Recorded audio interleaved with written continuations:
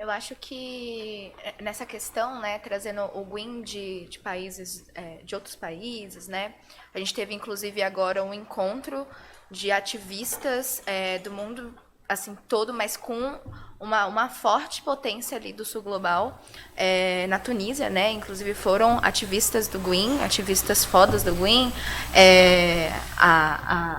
o pessoal de Belém também acabou esqueci o nome dela. Ai, gente. Mas enfim, ela acabou não indo, mas foi gente do norte, foi o pessoal do nordeste, foi a Samila também, foi uma galera aqui de comunidade de São Paulo, justamente para mudar esse modus operandi, né?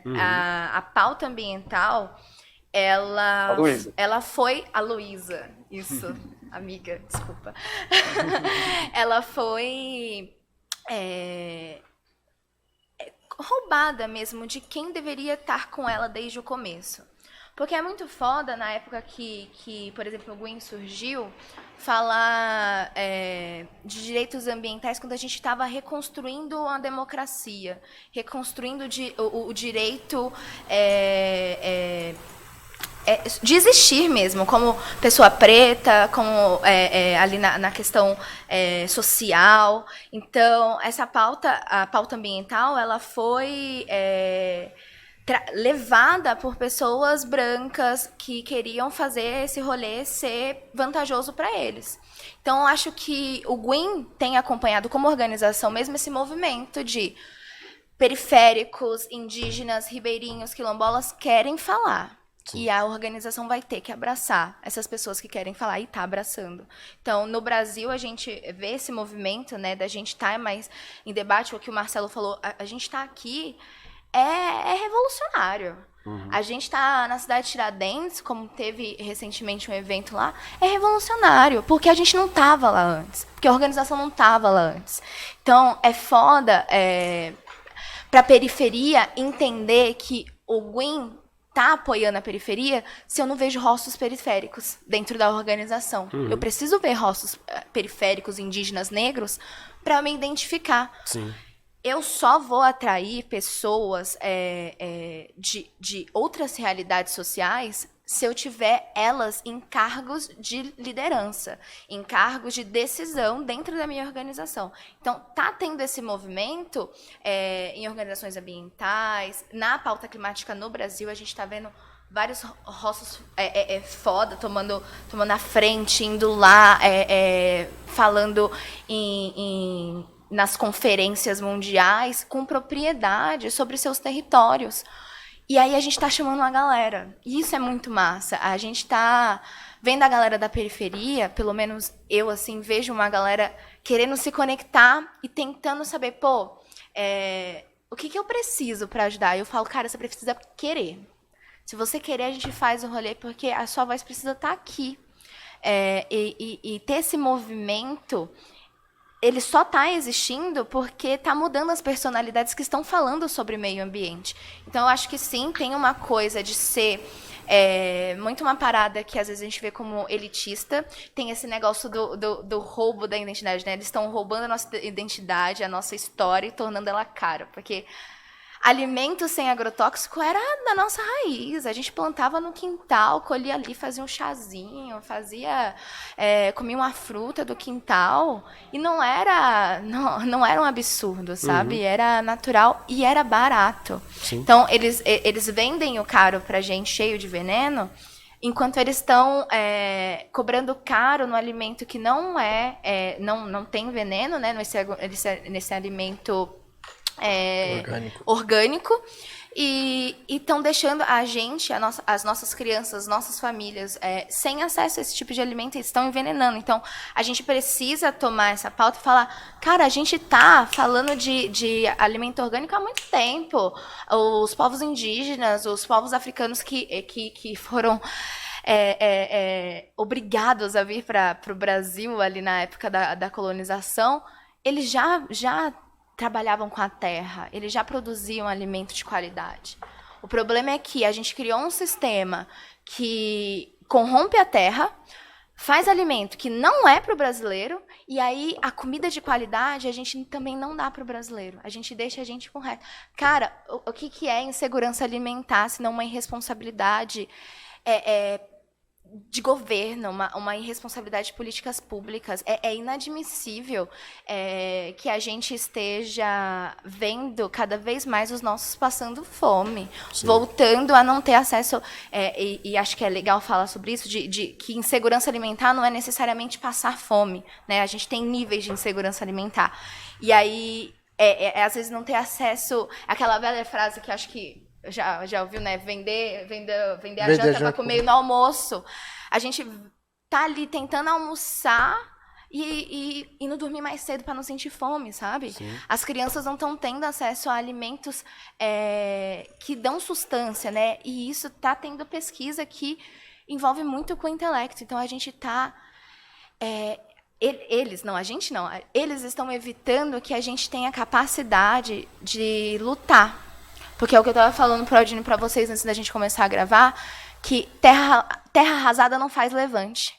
A gente não vai fazer levante passando fome.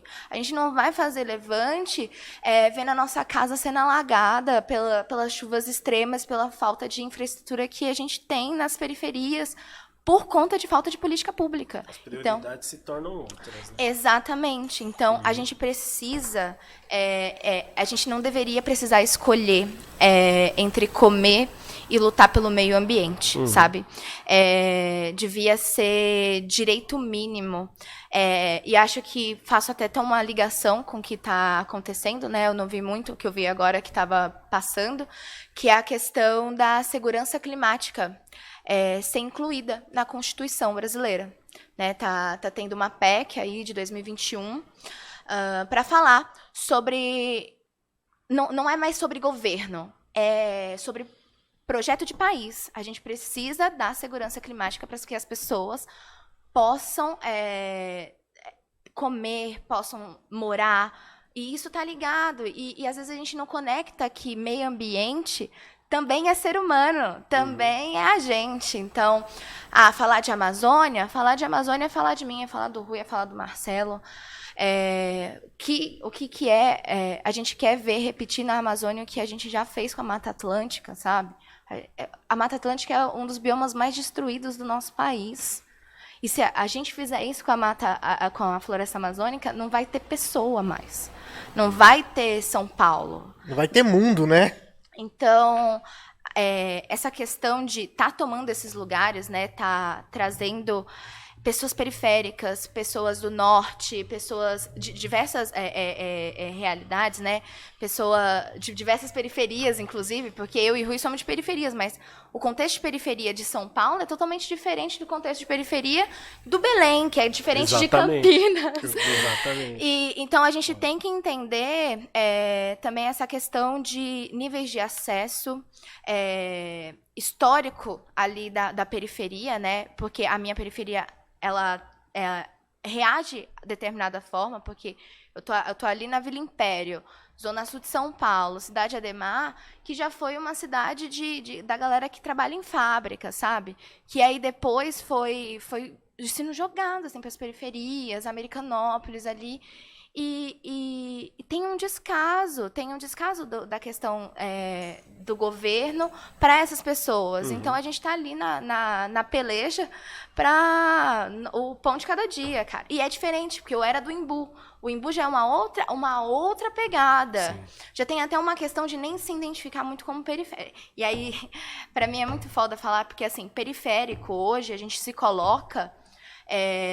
falando mesmo, mas já foi uma parada de ter preconceito de ser periférico. A gente queria pagar de boy. Sim. Porque, ser periférico era uma coisa ruim. A gente queria pagar de boy, a gente queria estar ali na periferia com um pouquinho de acesso que a gente tinha, porque tinha um carro melhor. Mesmo tá ali, na rua de terra, o esgoto a céu aberto, sabe que não tem condição de um monte de coisa, porque tem um carro...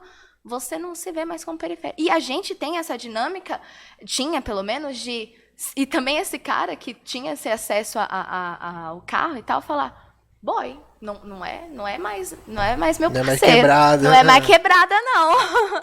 Então, eu acho muito legal ter pessoas como pessoas diversas nesse meio hoje e que a organização que eu escolhi ser ativista tá abraçando, sabe? Tá abraçando com crítica social, com uma crítica sobre si, sobre como que vai fazer daqui pra frente pra ser cada vez mais múltiplo, sabe? Então, acho que tá tendo essa parada, não só no Brasil, mas no mundo todo, com as organizações ambientais. Enrolei pra caramba. Eu queria comentar um bagulho que você falou, que o meu lado professor de história falou alto demais, mano. Se você fosse meu aluno, eu tinha dado um 10, que você conseguiu resumir a história do Brasil numa frase, mano, tá ligado? Se você parar pra pensar, quando aqueles brancos chegou aqui de caravela, eles chegou desmatando pra plantar cana, pra plantar café, tá ligado? Sim. E chegaram atacando o quê? Comunidades indígenas nativas. O que tá acontecendo nesse exato momento? O que tá acontecendo lá na Amazônia, Marcelo? A galera do agronegócio tá mandando um monte de pistoleiro pra ir matar a comunidade indígena. Pra tacar fogo justamente na morada dessa galera.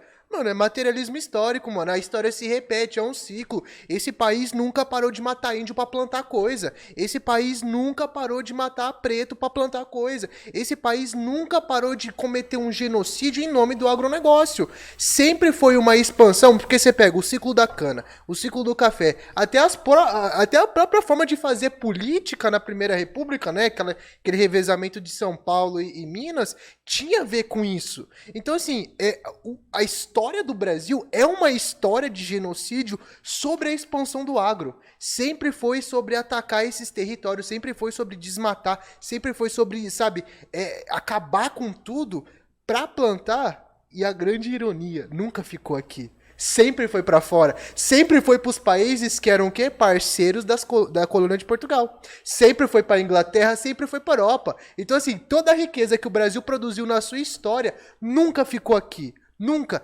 A gente matou os povos nativos, a gente matou os africanos, a gente matou todo mundo pra plantar, pra fazer disso aqui um grande celeiro, uma grande plantação, pra nunca ficar aqui. Então, enriquecer assim, poucos, né? A gente enriquece poucos. Os donos do agronegócio, os donos do Brasil, né? Quem manda e desmanda aqui, é os mesmos caras de 500 anos. É os herdeiros desses caras. Então, assim, são os herdeiros das capitanias hereditárias. Então, assim, o Brasil, ele nunca foi um país que teve um projeto de autossuficiência e desenvolvimento próprio. Sempre foi um país que produziu, levou pra fora. Produziu, levou pra fora. E hoje a gente tá vendo isso na nossa cara, na nossa frente, cara. Quando o agro bate recorde de produção e a carne não fica aqui, mano. Quando os caras batem recorde de produção e de exportação. Cara, isso é escancarado a história se repetindo. Isso é escancarado o materialismo histórico. Então, assim, cara, eu tive que aproveitar essa fala porque, mano, isso foi uma aula de história. Você conseguiu resumir a história do Brasil e é isso. O Brasil sempre foi um grande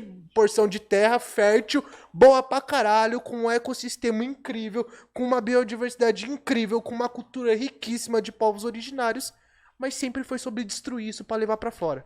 Sim. Quando você Fico fala... detonando a galera daqui, né, Aldino?